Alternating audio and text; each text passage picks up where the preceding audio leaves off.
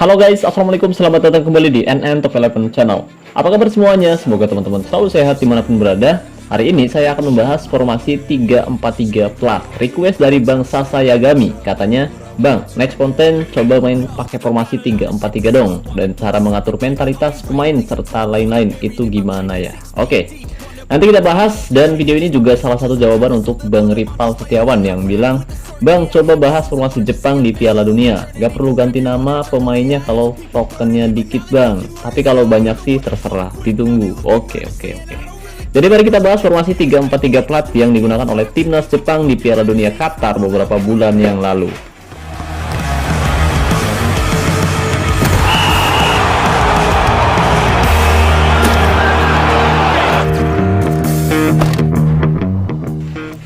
Oke, jadi sebelum kita membahas mengenai formasi 3-4-3 plat yang digunakan oleh timnas Jepang, jadi untuk menentukan taktik yang akan kita terapkan ke dalam game Top 11, mari kita lihat terlebih dahulu statistik pertandingan ketika Jepang berhasil mengalahkan Spanyol di babak grup E dengan skor tipis 2-1.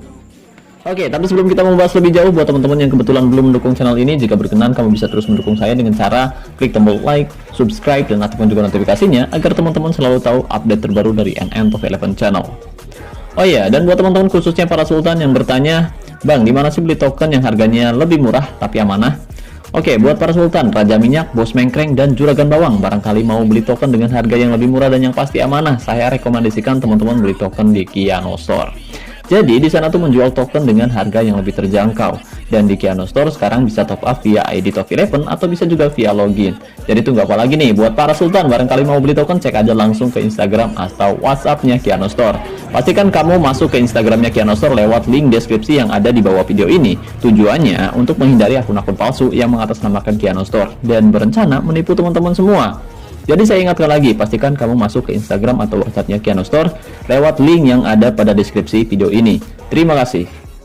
Oke, jadi kita bisa lihat di sini bahwa Jepang ketika menghadapi Spanyol, mereka menerapkan formasi 3-4-3 plat, di mana mereka menempatkan 3 back. Ya, sebenarnya kita bisa saja menempatkan 3 back tengah atau 3 DC, tapi karena di sini Jepang menempatkan ketiga backnya agak sedikit berjauhan, saya rasa mereka menempatkan 2 fullback atau menempatkan back sayap DL dan DR, serta hanya menempatkan 1 DC saja guys.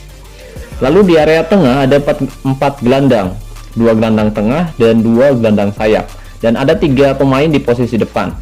Saya rasa Jepang menempatkan 2 gelandang serang sayap dan 1 striker. Mungkin jika diterapkan ke dalam game Top 11 hasilnya jadi seperti ini guys. 3 back, DC, DL, DR, 4 gelandang, ML, MR, dan 2 MC, 3 penyerang, AML, AMR, dan striker. Kemudian untuk mentalitas pemain, di sini kita bisa memberikan mentalitas bertahan untuk ketiga back yang kita tempatkan. Sedangkan untuk mentalitas menyerang, saya hanya akan memberikan mentalitas menyerang untuk striker, gelandang serang kiri, dan gelandang kanan. Alasan saya memberikan mentalitas menyerang hanya kepada 3 pemain saja, yaitu karena 3 pemain yang saya pilih memiliki kemampuan di atas rata-rata pemain lainnya, dan mereka adalah pemain yang bisa menjadi pembeda di setiap pertandingannya guys.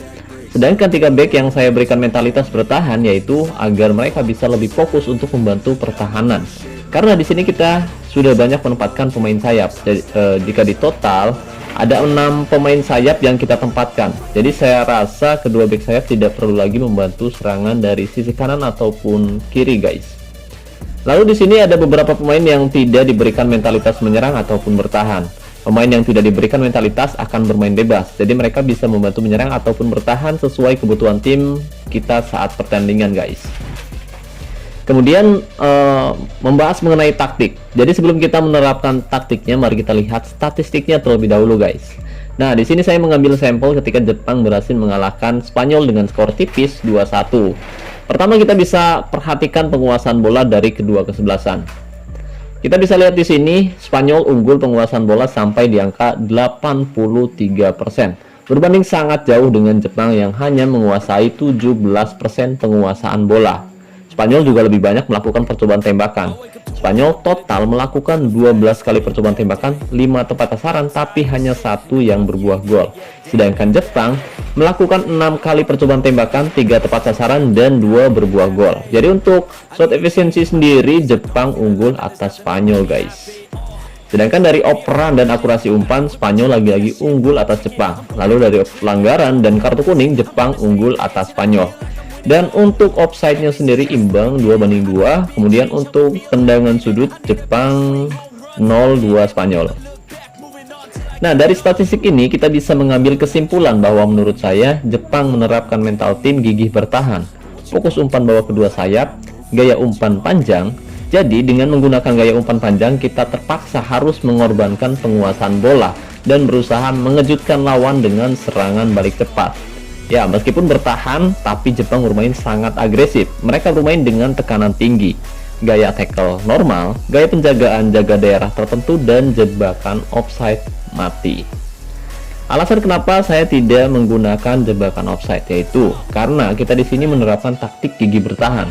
Dengan taktik ini akan ada banyak pemain di lini pertahanan dan ini akan membuat jebakan offside tidak terlalu efektif dan memiliki banyak resiko tim kita justru kebobolan jika striker lawan memiliki penempatan posisi yang jauh lebih bagus dari pemain bertahan yang kita tempatkan, guys. Jadi menurut saya lebih baik kita tidak mengaktifkan jebakan offside sama sekali, guys.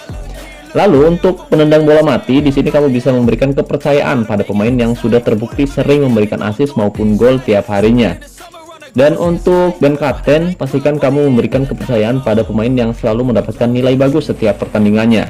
Misalkan ada yang nanya, "Bang, tapi pemain yang selalu dapat nilai bagus kualitasnya sudah bintang 3, gimana Bang?" Nggak apa-apa guys, nggak apa-apa. Itu tandanya pemain tersebut punya dampak dan kontribusi yang bagus untuk tim kita sejauh ini. Oke, setelah kita menentukan taktik, strategi, dan formasinya, sekarang mari kita lakukan laga uji coba formasi 3-4-3 plat di event terbaru Top 11. Kenapa harus di event, Bang? Nah, karena nanti sore tim saya masih ada jadwal pertandingan guys. Dengan tabungan booster kondisi yang terbatas ini, saya tidak mau nanti pemain saya kelelahan guys. Jadi ketika kita melakukan laga uji coba di event, ini tidak akan berdampak pada kondisi pemain. Karena setelah pertandingan berakhir, kondisi pemain akan kembali bugar seperti sedia kala.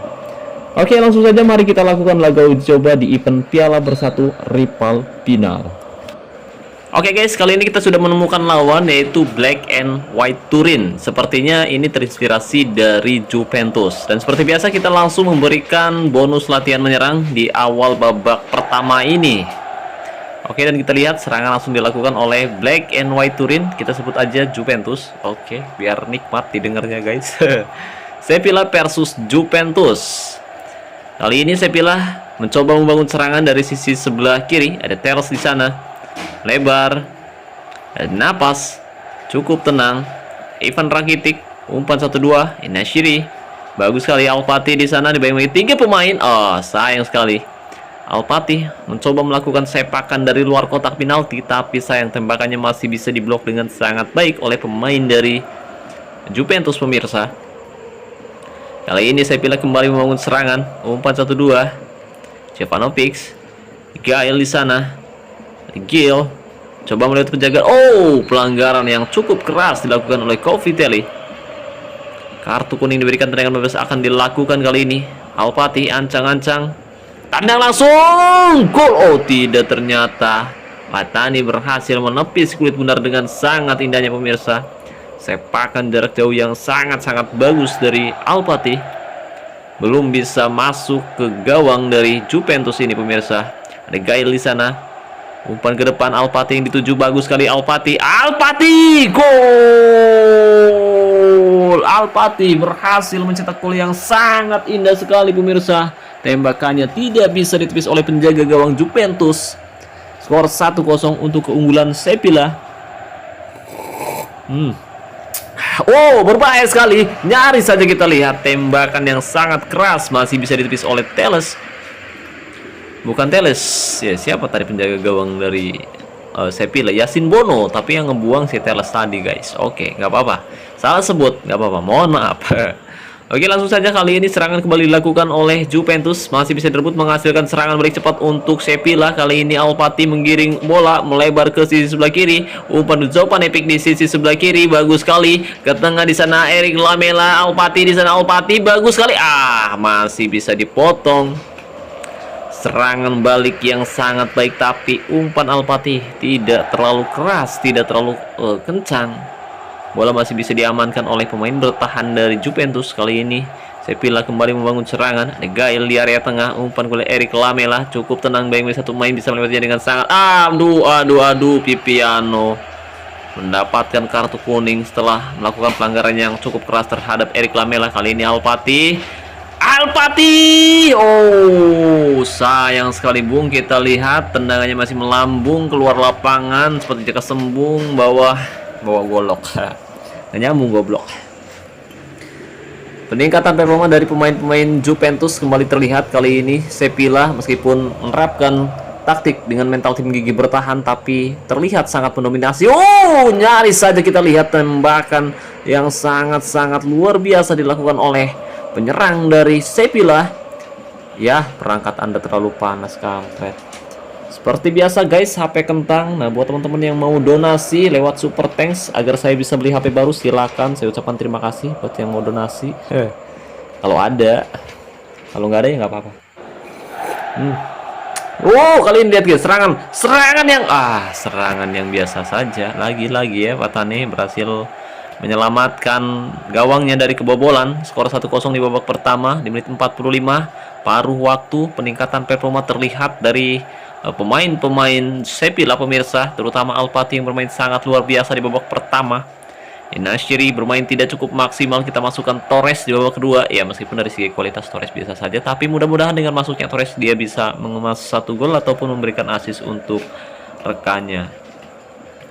Oke, tidak ada banyak perubahan untuk taktiknya sendiri. Kita hanya memasukkan Torres menggantikan Nashiri, yang pemain asal Maroko yang bermain sangat luar biasa di Piala Dunia beberapa bulan yang lalu pemirsa. Kali ini serangan dilakukan cukup bagus, umpan 1-2 berbahaya, masih bisa direbut. Bagus sekali Zopanovic, meskipun dari segi kualitas biasa saja, tapi ya dia bermain sangat bagus di musim ini.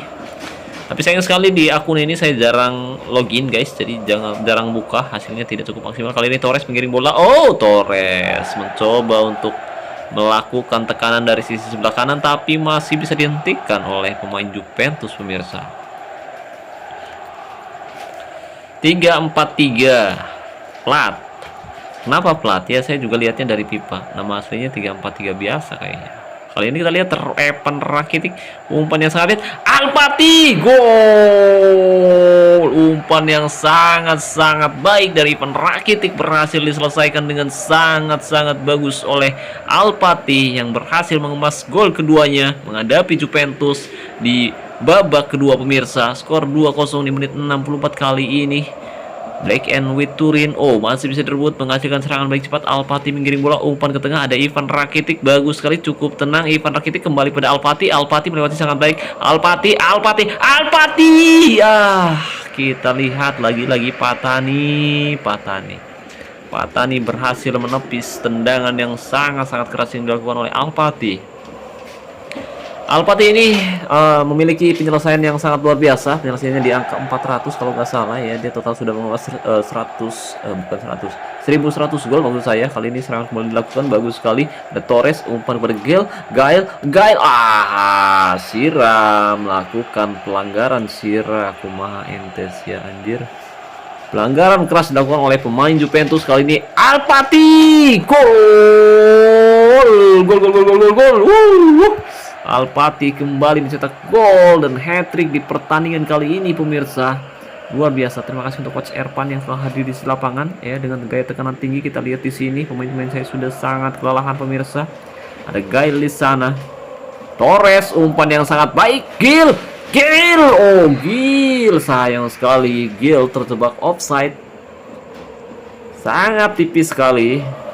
Ya, cuma jempol kakinya doang yang nongol. Tapi ya udah nggak apa-apa, kita udah unggul 3-0 guys. 3-0 sudah aman di menit 79. Waktu berjalan begitu cepat untuk Juventus kali ini pemirsa. Alpati hat-trick di pertandingan kali ini, luar biasa apa yang dilakukan Alpati. Meskipun sudah tua tapi performanya sangat-sangat bagus sekali pemirsa. Serangan kembali dihentikan. Ini strategi atau taktik gigi bertahan tapi serasa nggak bertahan. Ya meskipun kita lihat tadi bahwa saya bener-bener nerapin taktik dengan mental tim gigi bertahan teman-teman. Tidak ada perubahan dengan taktik, tapi ini adalah taktik strategi yang luar biasa dari dari apa sampelnya yang kita ambil dari timnas Jepang. Lagi-lagi panas bacot anjir, sial ah. Ya, taktik, strategi, dan formasi yang sangat bagus menurut saya. Formasi Jepang yang digunakan oleh Jepang ketika menghadapi Spanyol ini luar biasa. Kita harus coba menghadapi tim yang luar biasa, terutama manajer nyata kali ini Eric Lamela. Nyaris saja berbuah gol, tapi tandukannya masih melambung keluar lapangan dan menghantam wajah penonton sampai di sana. Oke, tidak ada lagi waktu yang tersisa. Kita berhasil mengalahkan Black and White Turin dengan skor 3-0. Ya, Black and White Turin itu sebutan dari Juventus sepertinya, guys. Oke. Dari segi kualitas, jelas Sevilla kalah jauh, 79,8 berbanding 95,4%. Tapi Sevilla benar-benar bermain sangat luar biasa, terutama strikernya Alpati yang berhasil mengemas 3 gol. Dan dari ball possession sendiri unggul 52 berbanding 48. Padahal di sini kita menerapkan umpan panjang, guys, atau kita melakukan gaya umpan crossing. Tapi ini bagus bener, guys, taktik, strategi, dan formasi yang diterapkan oleh Jepang ketika menghadapi Spanyol bagus ya, teman-teman wajib coba sepertinya. Tapi kalau menghadapi manajer nyata saya belum tahu juga ya. Saya rasa kita harus coba menghadapi manajer yang kualitasnya jauh di atas kita, guys. Kalau komputer ya, meskipun selisihnya cukup jauh, tapi ya gak heran gitu. Tapi menurut saya cukup bagus karena Black and White Turin ini memiliki kualitas mutu yang di atas rata-rata, lebih tinggi daripada pemain-pemain Sevilla yang saya miliki. Tapi inget bang, lo kan ada pemain legenda. Iya juga sih. Tapi ya udahlah. Intinya bagus karena pemain legendanya bintang 4, guys. Bintang 4. Sisanya kita lihat di sini hanya satu pemain bintang 6. Ivan Rakitic. Ya, teman-teman bisa lihat di sini diisi oleh pemain bintang 4, bahkan ada pemain bintang 3 ya, Jovanovic di sisi sebelah kiri. Dan kita perhatikan di sini bahwa Black and White Turin sebenarnya memiliki kualitas mutu di atas rata-rata pemain saya, dan mereka sebenarnya diunggulkan untuk bisa mengalahkan tim kita, tapi mereka tidak bisa karena taktik, strategi, dan formasi yang diterapkan oleh Sevilla benar-benar bagus dan cocok dengan pemain-pemain saya, guys. Oke, bagus banget. Saya ucapkan terima kasih untuk Coach Ervan yang telah hadir di sisi lapangan untuk mendukung tim saya di pertandingan kali ini. Terima kasih banyak atas dukungannya. Oke, jadi kesimpulannya taktik, strategi, dan formasi ini sangat bagus. Barangkali ada teman-teman yang mau mencoba taktik seperti ini, saya ingatkan lagi, pastikan kamu melakukan laga uji coba menghadapi teman kamu yang memiliki kualitas mutu 10, 20, atau 30% lebih tinggi daripada tim kamu. Nanti jika hasilnya dalam 5 pertandingan tim kamu bisa meraih hasil bagus, kamu bisa mulai menerapkan taktik, strategi, dan formasi ini untuk laga-laga resmi seperti Cup, Liga, ataupun Liga Champion. Jadi kesimpulannya bagus. Oke, jadi itu saja yang bisa saya bahas kali ini. Terima kasih banyak buat teman-teman yang sudah menonton video ini sampai selesai. Terima kasih juga untuk membership NN Top 11, dan terima kasih untuk partnership NN Top 11 yaitu Kiano Store. Dan saya ucapkan terima kasih banyak buat teman-teman yang selalu mendukung dan mendoakan saya sejauh ini. Wassalamualaikum warahmatullahi wabarakatuh. Salam olahraga, salam Top 11 Indonesia.